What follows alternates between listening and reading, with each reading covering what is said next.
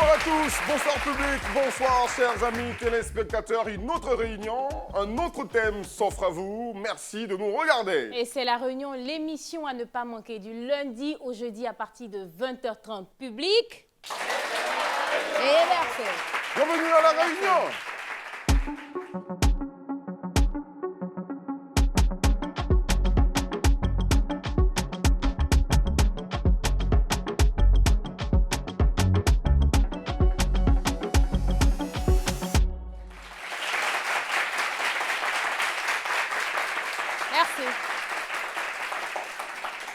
Notre sujet du jour, c'est suicide et dépression. C'est pas un sujet très heureux, on est d'accord, non? On est d'accord, chérie, on est Franchement, d'accord. c'est pas très drôle. Et en plus, en Afrique, c'est un sujet tabou. Quand tu pars en Europe, tu pars dans d'autres pays, c'est des choses qu'on prend au sérieux, c'est des choses qu'on prend à cœur. Mais ici, quand tu dis que tu déprimes, on se dit, toi, tu n'as pas faim haut. Ou bien c'est parce que tu n'as pas de problème que tu déprimes. Mais c'est un sujet très, très sérieux. Et aujourd'hui, on va recevoir des personnes qui ont vécu ça. Des personnes, heureusement, qui ont survécu, parce que si elles sont là, c'est parce qu'elles veulent parler pour édifier, pour donner des conseils à toutes ces personnes qui nous regardent et des personnes qui sont ici. Donc aujourd'hui, c'est une émission de témoignages, je vais dire ça comme ça. Mais pour avoir tous ces témoignages, pour la énième fois, on vous a dit quoi?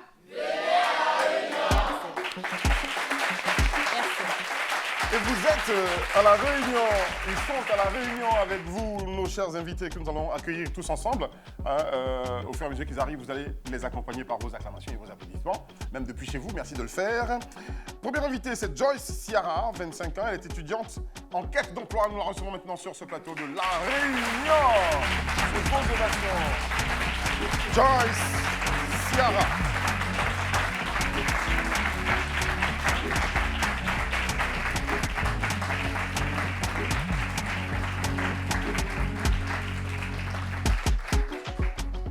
Bonsoir Joyce, bienvenue parmi nous.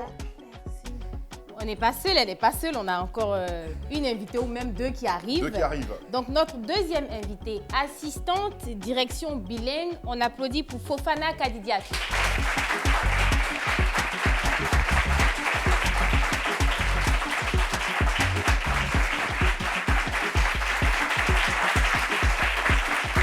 Fofana Kadidiatou est parmi nous. Venez par là, venez, je vous installe ici. Voilà. Merci d'être avec nous sur ce plateau de la Réunion. Et le troisième invité, c'est un psychologue de métier. Il s'appelle Nour Bakayoko, on l'accueille. Vous l'avez entendu sur les antennes de Live Radio, quand nous saluons tout le personnel. Et la directrice générale, Sarah. Nour Bakayoko, psychologue.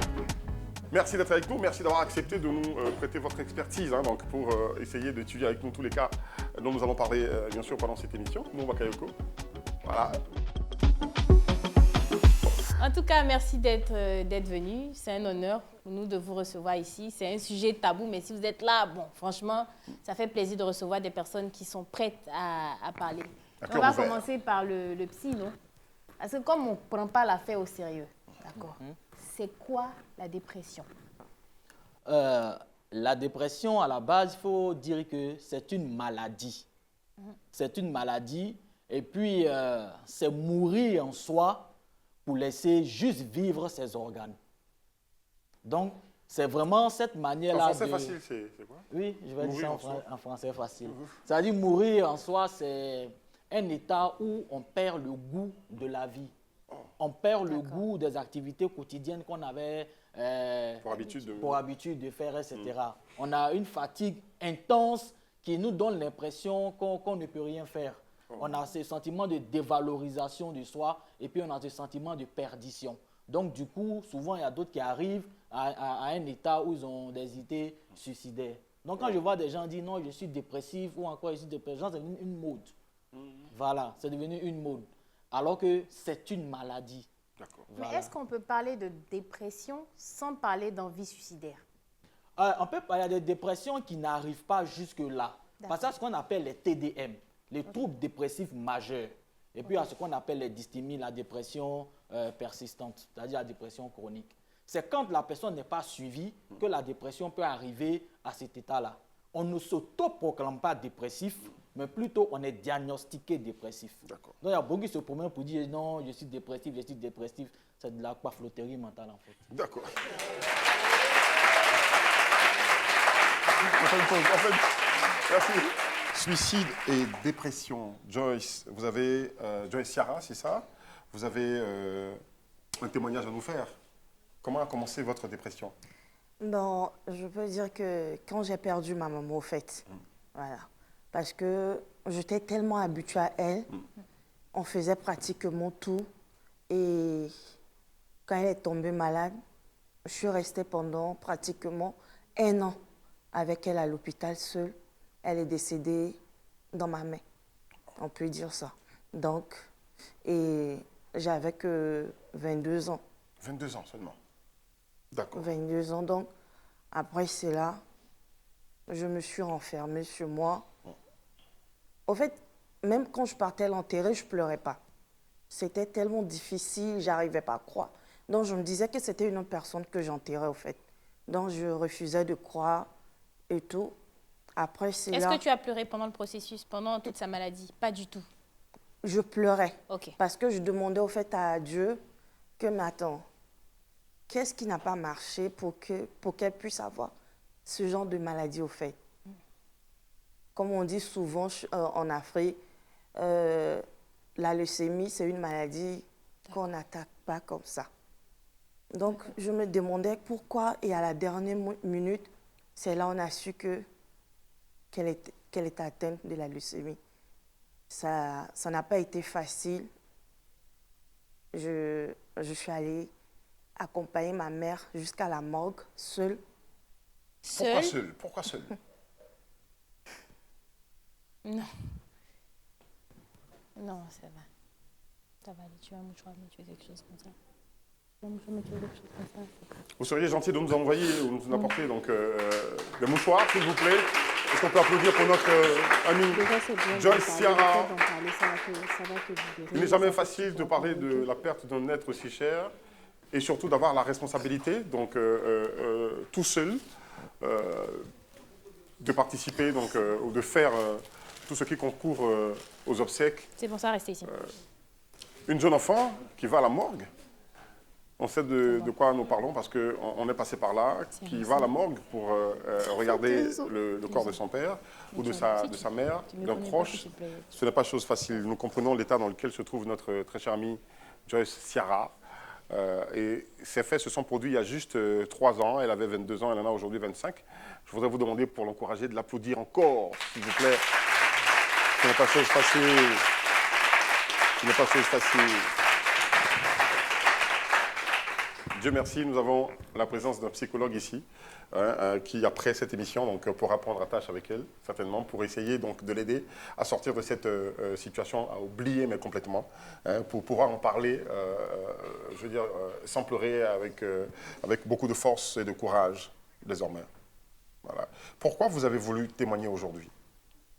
Parce que je me dis qu'il y a des gens qui sont dans la même situation que moi, qu'ils n'arrivent pas à s'ouvrir. Et le problème, c'est que en Afrique, ici, personne ne nous prend au sérieux quand on dit qu'on a la dépression, qu'on vit cela. Même avec la personne avec qui je vis, c'est difficile, très difficile. Même pour que je vienne ici, la personne me dit, mais attends, c'est juste pour ce sujet que tu te déplaces. Je dis, mais tu n'arrives même pas à comprendre ce que je vis au fait. Il faut être à ma place pour comprendre. Je ne sors pas de la maison. Je suis tout le temps enfermée. Je ne supporte pas la lumière au fait. Oh. Je suis enfermée. Vous n'avez pas une activité quotidienne? J'ai perdu mon boulot au fait. Et à cause de cette situation? Je me dis que, bon, je partais à l'école. J'ai dû arrêter les études pour m'occuper de maman parce qu'elle m'a eu seule. Elle n'a pas eu d'autres enfants. Il n'y avait que moi. Donc, je devais m'occuper de ma maman. J'ai dû arrêter les études pour m'occuper d'elle. Malheureusement, elle est décédée. Il n'y a personne pour m'aider. Donc, j'ai dû chercher du boulot pour pouvoir repartir à l'école. Mais malheureusement, ça n'a pas pu marcher. Donc, je suis restée. Mais j'envoie mes CV et tout, mais personne ne me rappelle et tout. Donc ça fait que quand je suis à la maison, je ne supporte pas du tout la lumière de la chambre, ni truc. Je ne peux même pas arriver au salon. Je suis enfermée à l'intérieur de matin jusqu'au lendemain matin. C'est dû à quoi? Est-ce que c'est les lumières de l'hôpital qui ont fait que... J'ai envie d'être dans le noir, au fait. D'accord. J'ai envie d'être dans le noir. J'ai essayé de me suicider plusieurs fois. Je me suis coupé les veines. C'était pas du tout facile, au fait. Quand tu n'as pas l'aide de ta famille, de quelqu'un autour de toi, au fait, tu te renfermes de jour en jour. Mais quand tu dis que tu l'as enterré seul, comment se fait-il que les autres membres de la famille n'étaient pas Quand là? je dis que je l'ai enterré seul, c'est que c'est à la dernière minute que les autres sont venus pour dire oui, ceci, mais j'étais à l'hôpital pendant un an. Imagine, je m'occupe d'elle le matin. Après, c'est là je vais à la maison. Je la laisse à l'hôpital. Je vais au marché, faire le marché, aller à la maison, m'occuper. Donc, j'étais seule. Et à un moment donné, elle était fatiguée. Elle me dit, je vois ta souffrance, je ne peux pas continuer à te regarder souffrir ainsi. Je préfère partir. Je sais que ça va te faire mal, ma fille. Je ne peux pas te regarder en train de souffrir jusqu'à quand. Pourtant, nous deux, on sait que cette maladie, tôt ou tard, va m'emporter. Nour Bakayoko, comment vous analysez ce cas, effectivement, ce qu'elle traverse? Oui, ce qu'elle traverse, c'est vrai que ça fait 3 ans, mais il y a ce qu'on appelle l'état de deuil prolongé. Voilà, c'est un état de deuil prolongé, c'est-à-dire qu'on n'a pas encore finalisé ce processus de sortie de deuil. Donc, on a comme s'il y a quelque chose en nous qui persiste encore. Donc, il y a cet attachement-là qui fait que pour elle, il est difficile vraiment d'accepter que sa mère soit partie sans forcément voir, elle, ses réalisations. Sans forcément pouvoir bénéficier de ce qu'elle pouvait lui apporter dans un terme plus grand. Mais quelle relation, quel rapport avec ce besoin de rester dans l'obscurité? Le besoin de rester dans l'obscurité a un lien très étroit avec les tendances suicidaires. Voilà, c'est ce refus de défier la réalité. Voilà, donc on ne veut pas continuer à vivre dans cette lumière-là, se voir, s'accepter et voir tout le monde autour de soi sans l'élément même matériel qui fait que notre vie aurait vraiment un sens. Merci Nour Bakayoko. Joyce, Kadidiatou, est-ce que tu peux nous raconter ton histoire?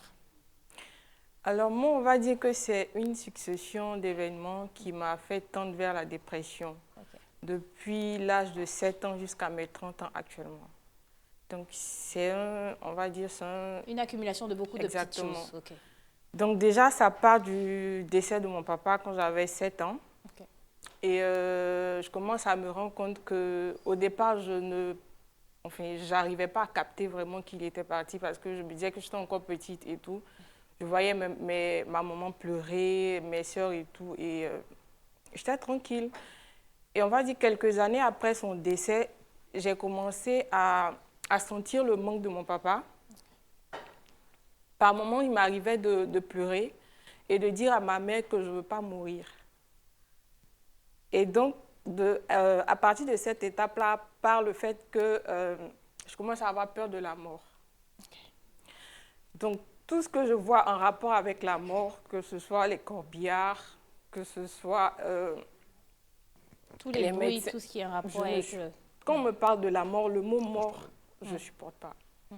Et donc, après ça, maman essaie de me consoler. Non, tu ne vas pas mourir, qui t'a dit que tu vas mourir et tout. Je suis une personne pas très expressive, donc je garde dans ce côté de ma tête. Et j'évolue. Quand j'évolue en 6e, je me fais harceler par plusieurs filles parce que j'étais plus petite qu'elle. Et donc, elle me malmenait, on va dire, me maltraitait, parfois même prenait mon petit déjeuner. Parfois aussi, quand je m'en plaignais, elle achetait la nourriture et elle crachait dans la nourriture, elle me demandait de manger. Et juste après, je vais essayer d'aller plus rapidement pour ne pas trop traîner. Juste après cette étape d'harcèlement pendant près d'une année, je suis allée au collège. Au collège, c'était les période de maman d'école et tout. Et là, je vois une jeune fille qui me plaît.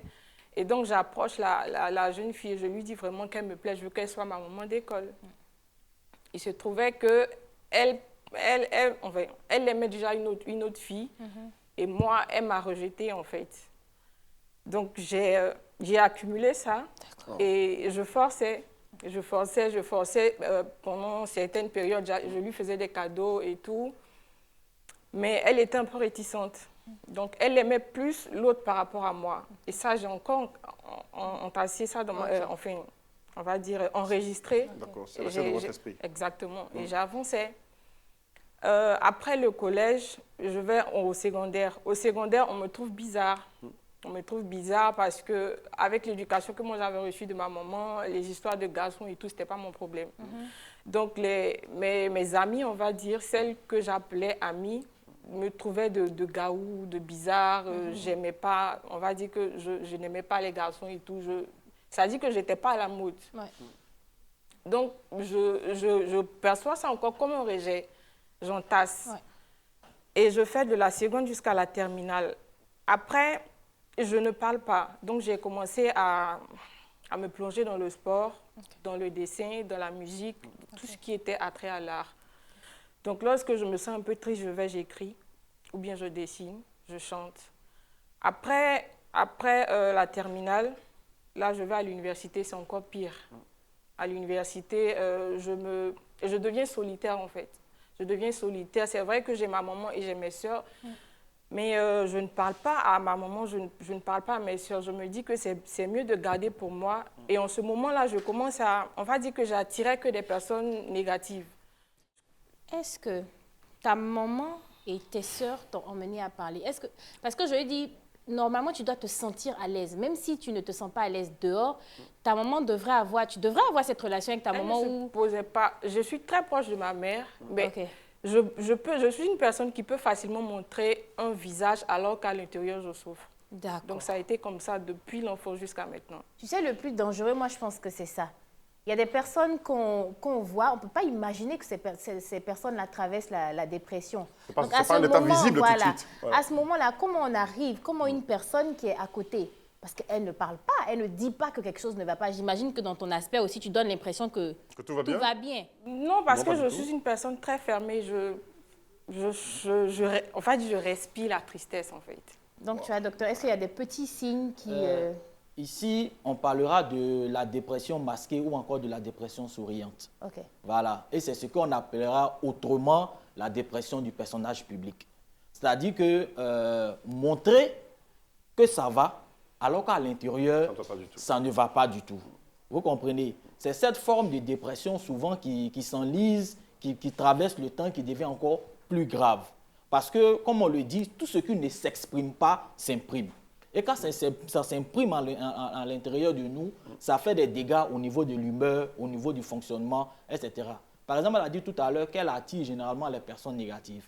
En réalité, quand il y a des personnes qui perçoivent ta fragilité, ils viennent vers toi pour pouvoir profiter de cette fragilité-là, pour se sentir peut-être eux-mêmes exister souvent. Mais quel est l'élément déclencheur? Elle a cité une suite de choses. Mais il y a forcément un élément déclencheur. Voilà, tout ce qu'elle a cité ici, parce que quand on lui dit, elle est très proche de sa mère, mais elle n'arrive pas à lui parler. Vous comprenez? Il y a des blessures qu'on développe depuis l'enfance. On a la blessure d'abandon, de rejet, elle a perdu son père. On a la blessure de trahison, la blessure d'humiliation, la blessure d'injustice. Donc, quand on a traversé toutes ces blessures-là, on développe des masques. Donc, c'est-à-dire que le masque qu'elle a pu développer, à un moment donné, elle a eu besoin d'amour, d'attention, voilà, de d'autres personnes que la famille. D'accord. Vous voyez, c'est-à-dire elle est sortie du cadre de la famille pour rechercher cet amour-là ailleurs. Et puis encore, elle a la blessure d'injustice qui fait qu'arrive à un moment donné, pour ne pas avoir à répéter les mêmes choses, elle se renferme sur elle-même, elle n'a pas envie réellement de s'ouvrir. Kadidiatou, est-ce que dans ton environnement familial, quelqu'un a fait attention à cet état-là pour s'en inquiéter? Non. Du tout? Même pas maman? Non. Bon, parfois je disais à maman, par exemple, tous ces événements-là ont fait que je ne supporte pas les femmes, excusez-moi. Mais je n'aime pas la compagnie des femmes, je préfère plutôt la compagnie des hommes et tout. Même à l'hôpital, quand je vais à l'hôpital, que je vois que c'est une femme, je change d'hôpital carrément. Je veux pas de... en fait, je fuis les femmes. C'est lié à quoi? Peut-être que c'est je sais pas, peut-être que c'est l'affection que j'ai pas eue de mon papa que je recherche auprès des hommes, en fait. Et je me sens plus à l'aise avec eux. Donc, après ça, quand je leur en parlais, elle m'a dit non, c'est pas normal et que tu dois essayer de voir ça. Absolument. Et peut-être après ça, j'ai fait près d'une année où je me disais, j'avais du dégoût pour la vie, clairement. Je ne mangeais pas. Je vivais le jour au jour le jour. C'est-à-dire quand je vais au travail, je me dis que demain, je vais mourir. Donc, au travail, mes collègues me disaient que elle n'était pas tendre également. Elle me disait que on va dire, je polluais l'environnement. D'accord. C'est-à-dire que puisque je n'ai pas d'ondes positives, j'ai que des ondes négatives. Donc, lorsque je suis dans un environnement, c'est comme si l'environnement s'assombrissait. À l'âge de 7 ans, cette jeune dame perd son père. Alors, que faut-il dire à une enfant de 7 ans qui a perdu son papa? Vous, psychologue, qu'est-ce qu'il faut dire à cet enfant pour amortir le choc et accepter cela pour pas que ça agisse, ça ait des répercussions aussi durables? Oui, quel que soit ce qu'on dira à l'enfant, ça aura des répercussions. D'accord. Voilà. Sauf qu'on peut canaliser le type de répercussions que ça peut avoir. Parce que 7 ans, c'est l'âge de la raison. C'est là qu'on développe, on a dépassé le deep, on est arrivé à un moment donné où on s'attache vraiment à notre parent qui est pour nous une forme de modèle, un symbole. Donc du coup, quand il y a cette cassure, la blessure que ça entraîne, c'est sur cette blessure qu'il faut travailler. Donc on va essayer d'adoucir un peu les mots au niveau de l'enfant. C'est vrai que papa est parti, mais papa il est vraiment fier de toi, de là où il est, on sait qu'il va prier pour toi, etc. Pour essayer je veux dire, amortir le choc. Parce qu'en réalité, l'esprit ne guérit pas quand tu l'oublies. L'esprit guérit quand tu le comprends. Voilà. Tu l'acceptes aussi. Voilà.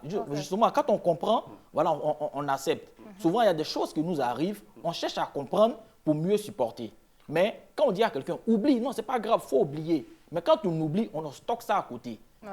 À chasser le ridicule, il revient au galop. C'est-à-dire où tu l'as mis là, il va revenir. Mais quand tu comprends, quand il revient, tu l'as déjà dompté. Donc quand ça revient, tu sais comment gérer. Voilà pourquoi ces émotions-là, il ne faut pas chercher à les refouler, mais plutôt à les accueillir pour mieux les dompter. D'accord. Voilà. D'accord. On va respirer un peu, prendre un bon souffle d'air et on revient après la pub.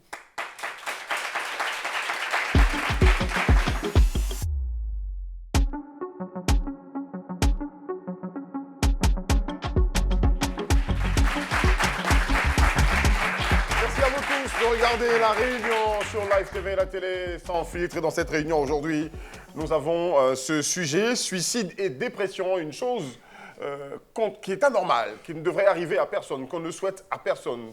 Mais nombreuses sont ces personnes qui silencieusement souffrent de dépression et qui sont au bord du suicide. On en parle aujourd'hui avec Nour Bakayoko, qui est psychologue de son état, qui nous soutient donc dans le conseil, à donner l'analyse de ce que nos invités, témoins, vont nous dire. Et parmi ces invités, il y a Joyce Siara, qu'on va applaudir s'il vous plaît, pour lui donner du courage et du tonus à intervenir pendant cette émission. Et il y a Fofana Kadidiatou, qui est là aussi, qu'on va applaudir s'il vous plaît. Merci. Joyce, ça va. Ça peut aller. Ça peut aller. D'accord. Pourquoi est-ce que tu as décidé d'en parler aujourd'hui? Je lui ai posé la question, je voudrais savoir. Quoi, pareillement? En Afrique, franchement, quand quelqu'un te dit je fais une dépression, on prend pour rigoler au fait. On prend pour rigoler, on ne prend pas ça au sérieux. Il faut vivre pour croire. Voilà. Et la plupart, c'est ça qui fait qu'il y a des gens, quand ils viennent vers toi pour te dire que ça ne va pas, ils commencent à se moquer de toi. Et quand c'est comme ça, tu es renfermé, tu n'arrives plus. Ne te comprend. Voilà. Personne ne te croit, personne ne te comprend. Tu te renfermes sur toi. Siara, comment ça va? Ça va. Ben là, tu vois, tu as dit ça va. Pourquoi on répond systématiquement ça va? Alors que quand on t'écoute parler, quand on entend dire que tu restes enfermé dans une chambre dans le noir, tu as perdu ton travail, ok, tu te retrouves toute seule, tu vis avec un homme qui ne comprend pas la situation que tu vis, pourquoi tu réponds ça va? Bon, je ne vais pas dire que du genre, il ne comprend pas. Je me dis, je me mets à sa place. Il n'était pas là quand ça s'est arrivé.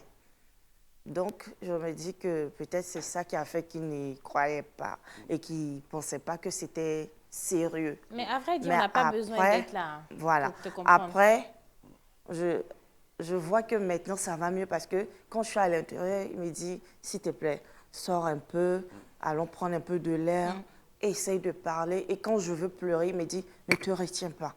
Pleure s'il faut que tu pleures pour te libérer. Pleure, je suis là. Et je pense que c'est lui-même qui m'a aidé à écrire au psychologue pour qu'il puisse m'aider. Est-ce que c'est la bonne astuce de dire pleure? Pleurer est une forme de thérapie. Bah oui. Pleurer, parler, pleurer. Ce qu'on appelle en thérapie comportementale la méthode d'exposition. C'est ce que vous avez fait au niveau de l'émission. Permettre aux personnes de s'exposer et parler de leur souffrance. Ça, c'est une forme de thérapie. Voilà pourquoi chacun de nous doit avoir ce qu'on appelle une corbeille émotionnelle. Cette corbeille émotionnelle-là, c'est une oreille attentive. À qui on dit tout, à qui on crache tout, à qui on donne tout.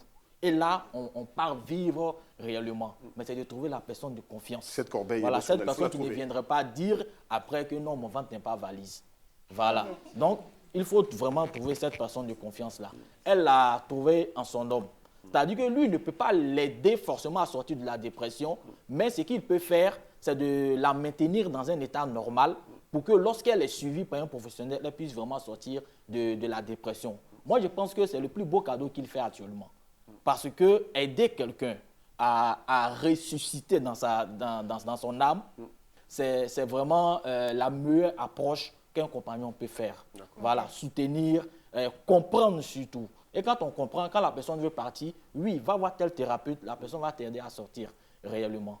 Donc, c'est la meilleure approche. Quand on veut pleurer, ne vous retenez pas. Pleurez comme vous pouvez, qu'on vous traite de pleurnichard, mais vous êtes en train de guérir. Quand vous finissez de pleurer, vous vous retrouvez et puis vous partez. Voilà, tous les grands de ce monde-là, quand ça ne va pas, ils pleurent. On pleure. On pleure. On pleure beaucoup. Mais bon, on reste fort quand on pleure beaucoup. Mais on se décide d'aborder la vie comme elle nous vient. Il faut pouvoir essuyer ses larmes pour avancer. Ce que je voulais ajouter juste à côté, on ne dit pas à une personne dépressive, ne pleure pas.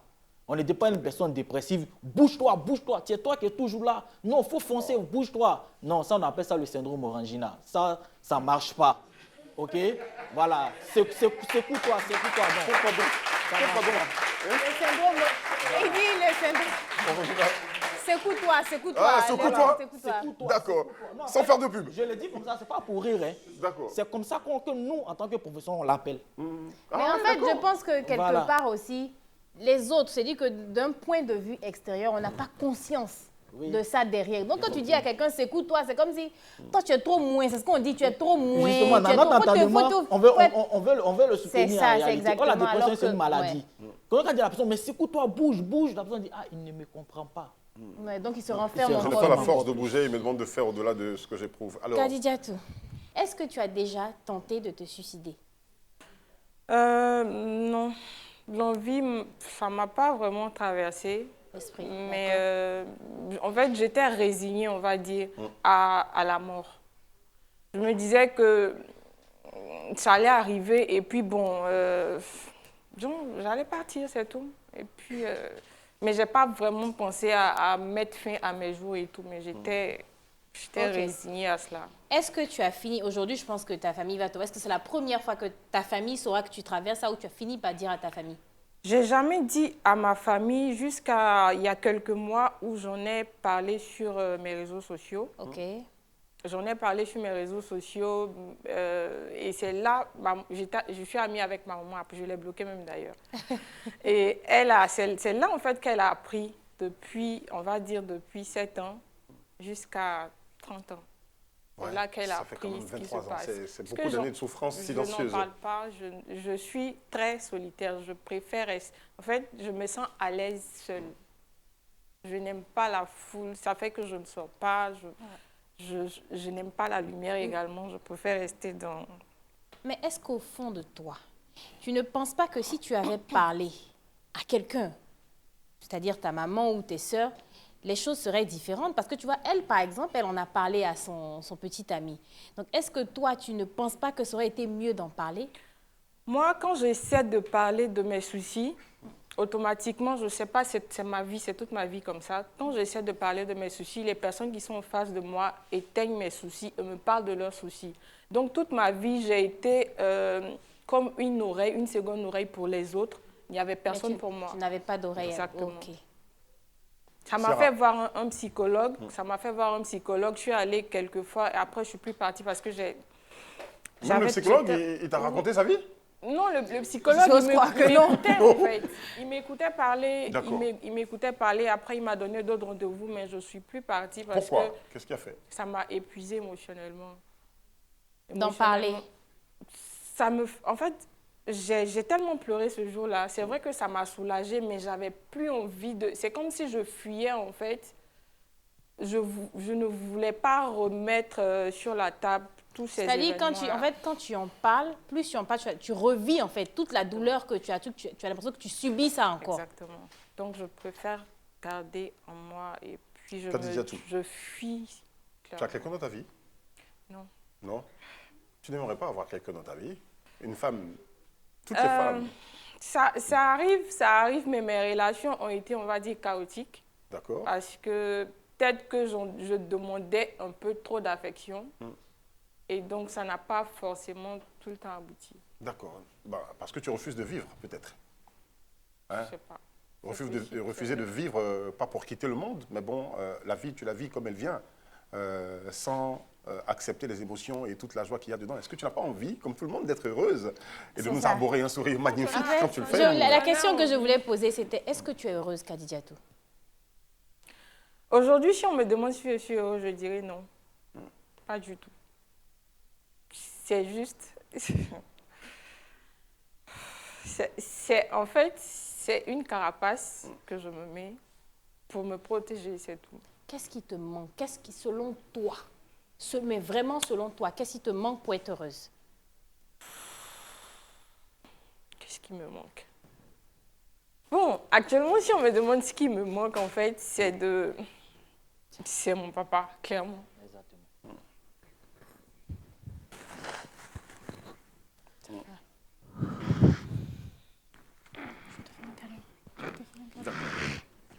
Elle est belle cette vie, il faut pouvoir la saisir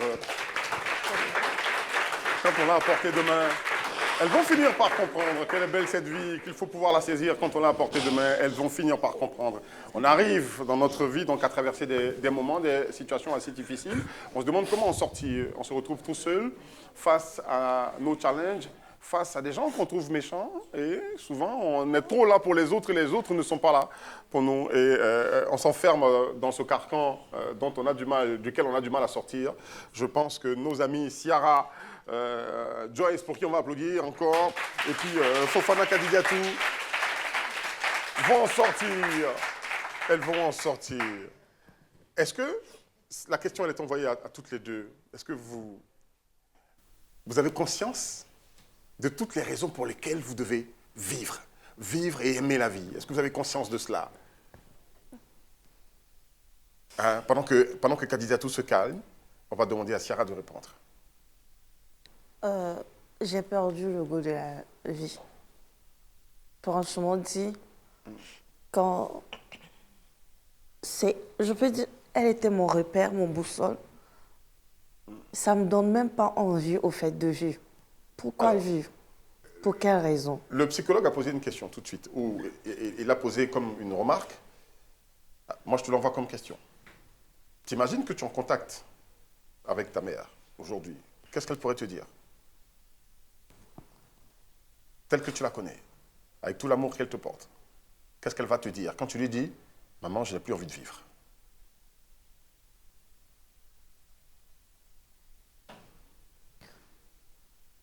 est-ce qu'elle va te laisser sombrer? Est-ce que tu penses que ta mère va te laisser sombrer? Est-ce que tu penses que ta mère va se dire, ma fille, rejoins-moi là où je suis, il n'y a pas la vie là-bas, hein? Il n'y a pas ton mari, il n'y a pas cette possibilité d'enfanter toi aussi pour avoir une enfant qui t'aime, hein, et qui va s'occuper de toi comme tu as essayé de le faire pour ta mère. Tu as une revanche à prendre sur la vie. Tu es au courant au moins? Elle est belle cette vie. Tu as une revanche à prendre sur la vie. Est-ce que tu es au courant? Regarde ton environnement, là où tu as vécu, les gens avec qui tu as vécu, et puis identifie quelque chose que tu aimes dans ton environnement. La personne, je peux dire que la personne à qui je tiens réellement, que j'aime, C'est qui? actuellement, qui me reste, c'est ma tante. D'accord. La petite sœur à mon papa, qui vit une maladie aussi très sale, comme ma maman, la drépanocytose. D'accord. Est-ce qu'on peut applaudir tout le monde sur ce plateau? Brésil. Je fais mon psychologue, hein, mais bon, vas-y, pose ta question. Non, est-ce que tu as déjà... je pense qu'il faut avoir envie d'être heureux. Est-ce que tu as envie d'être heureuse? C'est ça, en fait. Tu dis que tu peux peut-être même que tu as tellement perdu, tu vois, mais tu as le droit d'être heureux. Tu as le droit d'avoir envie d'être heureuse. Mais est-ce que tu as envie de mieux te sentir? C'est ça, en fait. Parce que j'ai l'impression que... Et on a tous perdu des êtres chers, hein, mais tu sais, au début... Moi, quand j'ai perdu ma tante aussi, on était vraiment proches. C'était plus le sentiment de...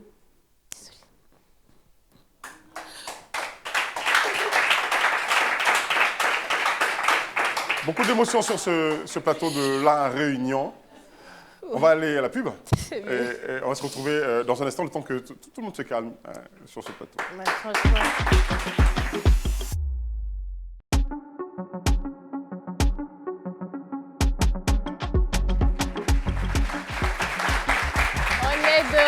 On est de retour de la pub. On s'est laissé sur une note assez triste. Je n'ai pas pu me contenir non plus, mais le sujet, il n'est pas des plus heureux. Suicide et dépression. Et j'étais en train de poser la question à Joyce de savoir si tu souhaitais. Parce qu'une chose est d'être... on peut tout te dire, mais si tu n'as pas envie, tu n'as pas la volonté d'être heureuse, tu vois que c'est un peu difficile. Et moi, j'étais en train de donner un exemple quand j'ai perdu ma tante. Au début, j'étais dans cette période-là où je me disais, je m'en voulais d'être heureuse. Parce que pour moi, de là où elle allait se dire, ah, je suis partie, mais elle continue sa vie comme si de rien n'était. Donc, tu as dit, au début, tu as du mal à te détacher parce que pour toi, tu n'as pas le droit d'être heureuse. Est-ce que tu penses avoir le droit d'être heureuse? C'est ça ma question. Les premières années, Ouais. je me dis, mais attends, pourquoi vivre alors qu'elle est partie? Je me dis qu'elle me regarde de là où elle est et que peut-être qu'elle sera malheureuse parce que je l'ai oubliée. Je me posais tas de questions, en fait. Mais au début, quand tu parlais, tu as dit que... je pense bien que tu as dit elle ne voulait pas t'infliger ça. Elle ne voulait pas t'infliger ça. Donc, elle allait partir en paix et tout. Donc, je pense que quelque part, son bonheur de là où elle est, c'est que toi, tu sois heureuse. Ouais. Tu vois ce que je veux dire? Et en étant triste, en pleurant tout le temps, je pense que comme il a dit, le psy, même elle, ça la triste. Alors qu'elle t'a laissé, c'est vrai, c'était difficile, mais c'est ce que tu as dit, elle t'a laissé parce qu'elle n'avait pas envie de te faire vivre, de te faire passer tout ce moment de tristesse-là. C'est pour elle, je pense, elle a souffert. C'est vrai que c'est difficile de lâcher prise, mais la mort, souvent, c'est quelque chose qui... je ne parle pas pour moi, bien évidemment, je suis en vie, mais qui soulage dans le sens où elle avait besoin de ce repos-là.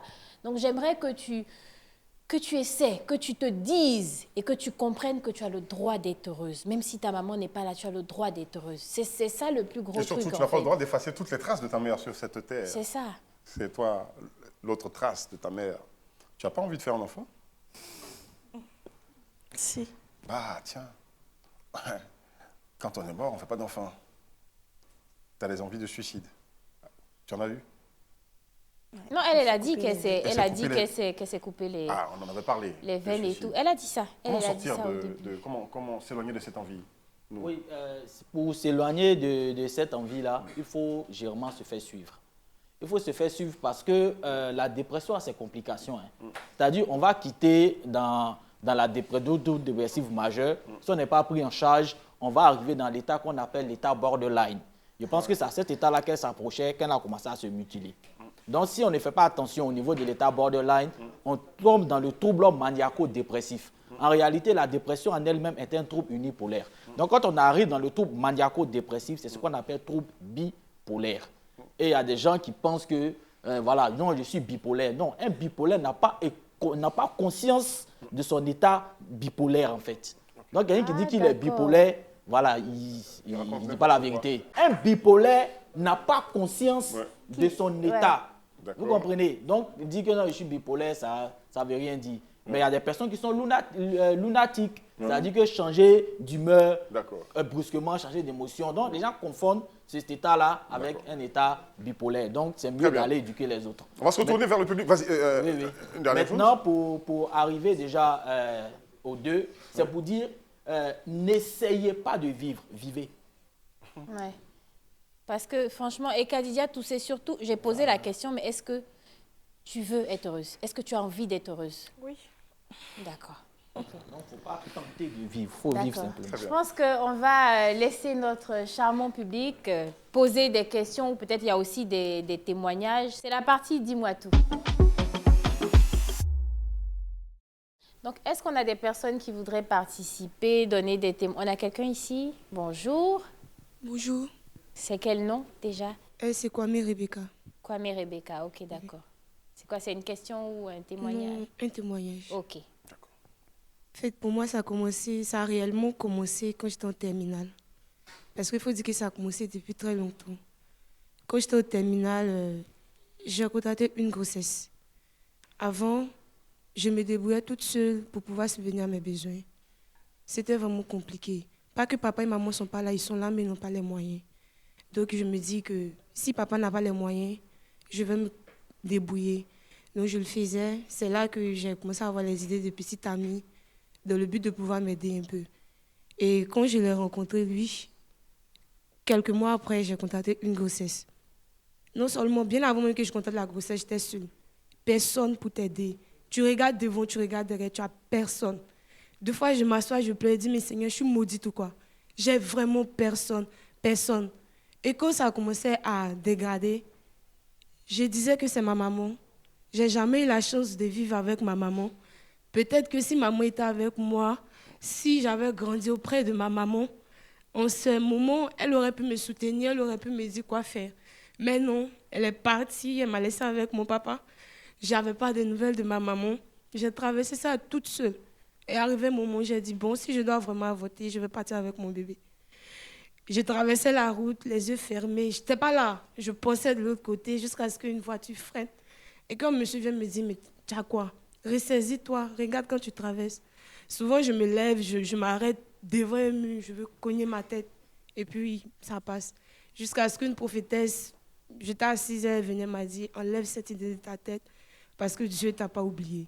J'ai fait comme je n'ai pas entendu. Elle dit, c'est de toi que je parle. Enlève l'idée de suicide de ta tête. Dieu ne t'a pas oublié. Elle dit, mais là, Dieu m'a oublié. Je suis seule, j'ai rien. Comment faire? Aller à l'école, j'ai fait 2 mois, je ne partais plus à l'école. On parle dans ton dos, on te critique, on te dit les trucs. Vraiment, c'était compliqué. D'accord. Mais par la grâce de Dieu... Aujourd'hui, est-ce qu'on peut dire que tu en es sortie? J'ai eu mon bac un coup. Très bien. Parce tu que as j'ai accouché? décidé. J'ai dit, après, quand la dame m'a parlé, j'ai dit que oui. Si Dieu est vraiment là, c'est vrai, Seigneur, j'ai péché. Parce que quand même, j'étais chiante, je ne devais pas faire ça, mais j'ai fait. Si tu es là que tu m'as pardonné, permets-moi d'avoir mon bac pour que quand je vais accoucher, on ne dise pas que c'est à cause de l'enfant que j'ai échoué. Et c'est là que j'ai pris conscience, j'ai regardé les autres filles qui avaient abandonné les études à cause de leur grossesse. J'ai dit non, je n'abandonnerai pas mes études à cause d'une grossesse, mais je vais réussir à cause d'une grossesse. L'enfant est là? L'enfant est là, il est né? Très bien. C'est un garçon ou une fille?